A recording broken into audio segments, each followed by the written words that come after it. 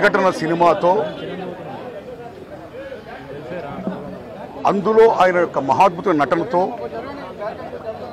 యావత్ ప్రపంచ తెలుగు జాతిని కూడా ఒక్కసారిగా ఉలిక్కిపడేది చేసి ఎంత మహానటుడినా అని మెప్పొందిన మహానటుడు కోటా శ్రీనివాసరావు గారు.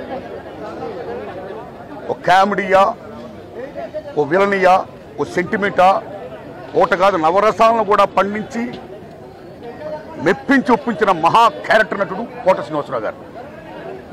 ఒక రాజనాల గారు ఎరా చూసాం, ఓ కైకాల సత్యనారాయణ గారు ఎరా చూసాం, ఓ రావు గోపాలరావు గారు ఎరా చూసాం, ఓ కోటా శ్రీనివాసరావు గారు ఎరా చూసాం.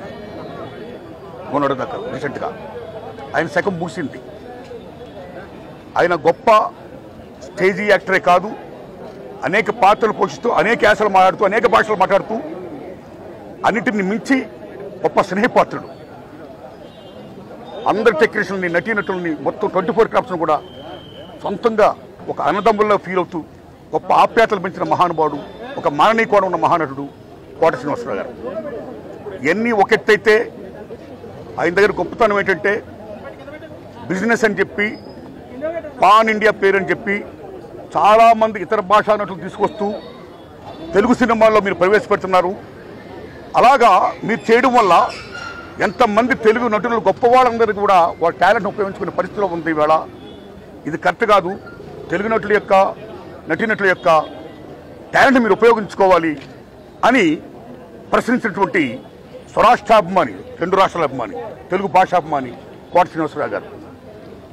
అన్నింటిని మించి వీటితో పాటు ఆయన రాజకీయంగా కూడా అమోఘంగా రాణించాడు. ఆయన విజయవాడ తూర్పు నియోజకవర్గంలో బీజేపీ ఎమ్మెల్యేగా గెలిచారు. ఆయన అక్కడ ఆయన ముద్ర వేశారు.